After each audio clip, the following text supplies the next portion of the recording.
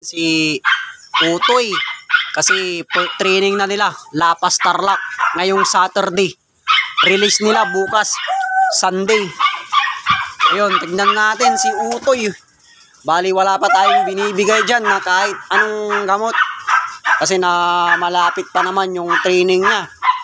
Kita ko naman kay Utoy, napakakinis niya. Ayan, ayan si Utoy. Nasa ano pa lang yan, 1 year old mahigit. Nandito sa akin yung kanyang tatay. Ayan. Kaya kung sakaling mawala man ito si Utoy, meron pa, hawak pa natin yung kanyang tatay. Ayan, yung mga katabi niya, mga MGC banded ang mga yan. Tignan natin dahil nandun na sa bulag yung magpipick up ng NGPC. Ayan, load ko na siya ngayon.